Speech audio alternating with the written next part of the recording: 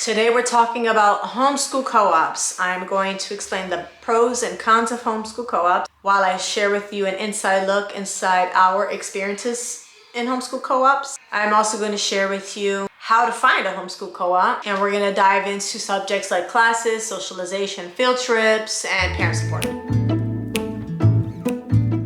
Hey guys, it's Vani from Mrs. Mom's Homeschool, and welcome to my channel. And if you're new here, I make videos to help you on your homeschooling journey, kind of like your homeschooling coach. This video is in collaboration with a lot of other YouTube mothers, and it is hosted by Maglie from Homeschooling in Paradise. So make sure you check out the playlist as well as Maglie's channel after you watch this video. So let us jump in to homeschool co-ops. So if you're new to homeschooling, you might be wondering, what is a homeschool co-op? So basically what a homeschool co-op is, it's a group of families that come together to reach certain homeschool goals. So that could be academic, it could be field trips, it could be just like play dates. So there's all different types of co-ops. So first off, let's talk about homeschool classes. Taking classes at a homeschool co-op can provide a range of benefits for both students and parents. For example, kids have a lot of social interaction at homeschool programs because there are regular opportunities for students to interact with their peers, which gives them social skills and friendships, especially if you have a co-op that meets weekly. They also get to experience a diverse learning environment. Your kids are usually with you all day when you're a homeschooler. They are exposed to different teaching styles, different perspectives from various instructors, different personalities, and all of these things can enhance their learning experience while you still get to take control of their main learning environment. They also have access to specialized courses that you really can't do at home. For example, there are classes that might be challenging to provide at home, such as advanced science labs, foreign languages, clubs, specialized art courses, music lessons. Another great benefit of attending a co-op for the classes is that there is collaborative learning. You get group projects, collaborative activities, the kids learn teamwork, they learn how to deal with different personalities, and these things are more feasible in a homeschool setting, which also improves their communication skills. Regular classes and assignments from homeschool co-op instructors can also help students to stay accountable and follow a structured learning routine. And being part of a group can motivate students to engage more deeply and strive for higher academic achievement. Homeschooling can be isolating, and co-ops provide a supportive community of like-minded families for mutual encouragement and resource sharing. One of the greatest things about homeschool co-ops is going on field trips with friends. Let's take a look at that. Field trips provide practical, real-world experiences that can enhance the understanding of academic subjects. They can also expose kids to different things that they normally wouldn't be exposed to. They're able to interact with their peers and foster the social skills some more and have their friendships developed even further by doing fun activities together. They get to also share these places and these experiences with their friends and create new friendships. Field trips allow students to see how classroom lessons apply in the real world, and it makes learning a lot more relevant and meaningful. You get visits to museums, historic sites, and cultural institutions, and these things provide exposure to different cultures, histories, and art. Many include hands-on activities and guided tours.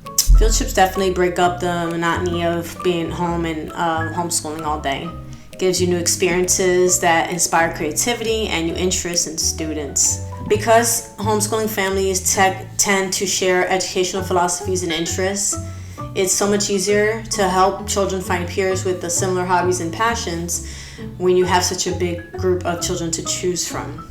It fosters a sense of belonging for the children and for you yourself as a parent, and mutual respect among children and their families. And it's so awesome because you get to befriend the children's families and go on trips together with the kids' families, and not just the kids, like one child at a time. The families get to come together to hang out and develop relationships with each other, which also gives the children opportunities to have relationships with other adults. Unlike traditional schools where classmates may change yearly, homeschool co-ops often have stable groups, allowing children to build deeper and more enduring relationships.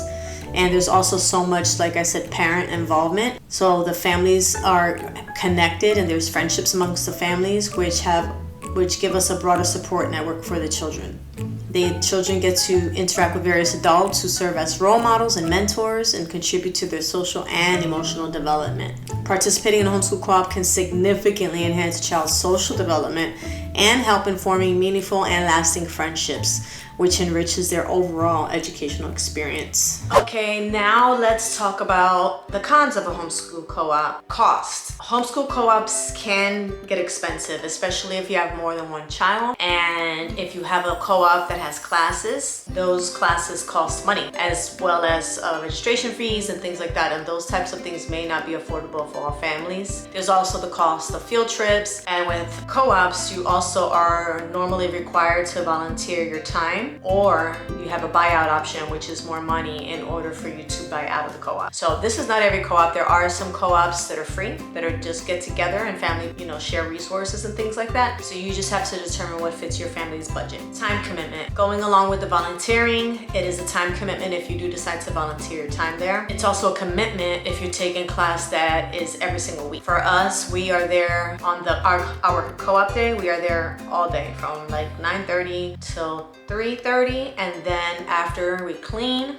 and then after that we hang out with friends. So if you're okay to dedicate an entire day to being out, then you have that time commitment. Or you can just take 1 or 2 classes and then spend the rest of the time at home. So it depends again on your scheduling, but there can be a time commitment for volunteer hours and just being there every week. Some co-ops, like Classical Conversations, are great co-ops. However, they have their own teaching approach and their own curriculum, so this could be a setback for some people who want to use a co-op like that, because you're not having as much freedom as you would like to teach your children. Another con to homeschooling co-ops comes for those families who are more secular, because a lot of co-ops are Christian co-ops, and I think that some secular families, from what I see on our Facebook group, seem to have trouble finding secular co-ops. So you may also have a hard time, depending on where you live, finding a co-op that's culturally diverse. But you can always start your own co-op if you have a group of friends or inviting people via Facebook. There's always families looking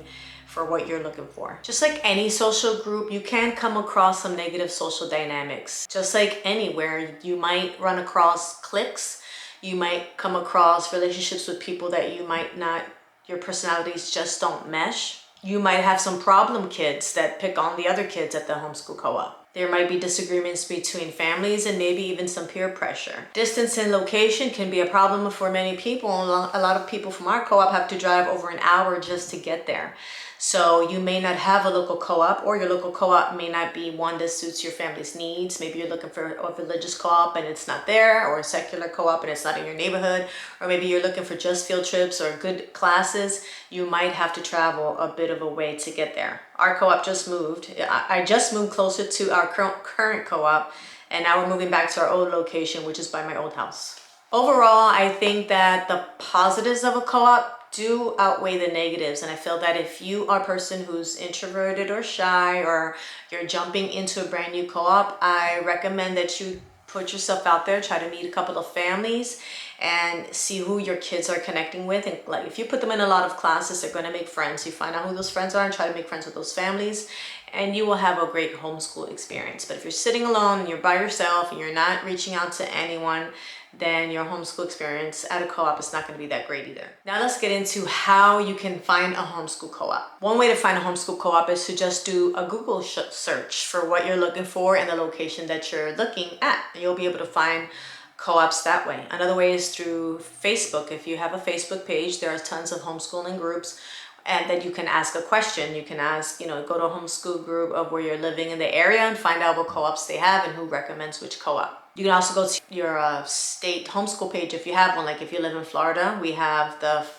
FPEA website, and that will give you an entire list of homeschool co-ops in all of the state of Florida. Also look into homeschool forums and websites that are dedicated to homeschooling, and those can also help you to find co-ops. Local homeschool events like homeschool conventions or homeschool gatherings will actually be able to help you, guide you, and give you information towards any co-ops that are there. Especially at conventions, co-ops are usually there to represent themselves.